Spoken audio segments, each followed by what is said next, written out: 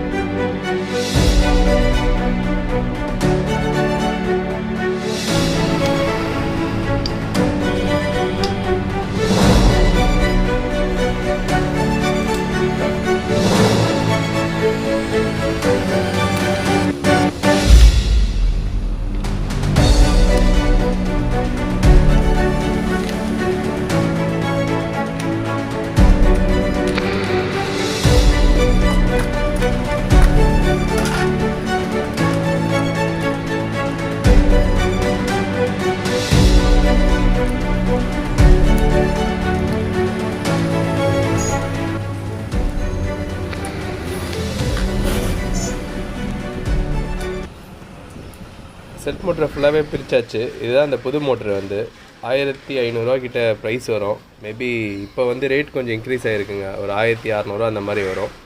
So வந்து எப்பயுமே original வாங்கி போடுங்க. நான் எல்லா வீடியோலையும் அதான் சொல்கிறேன். ஒரு பார்ட்ஸும் ஒரிஜினல் வாங்கி போடுங்க. அப்போ தான் வந்து கண்டிப்பாக லைஃப் வரும் அதுக்கு.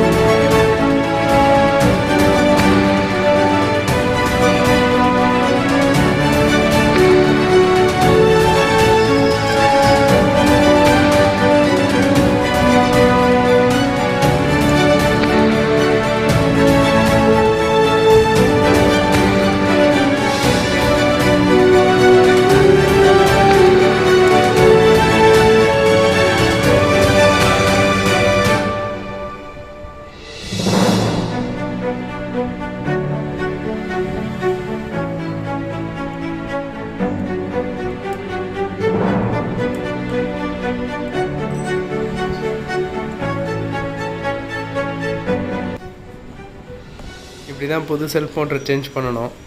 இந்த வீடியோவை பார்த்துருப்பீங்க ஃபுல்லாக. இந்த வீடியோ உங்களுக்கு பிடிச்சிருந்ததுன்னா லைக் பண்ணுங்கள், ஷேர் பண்ணுங்கள், கமெண்ட் பண்ணுங்கள். இதே மாதிரி அடுத்த வீடியோவில் சந்திப்போங்க. எல்லாருக்கும் நன்றி, வணக்கம்.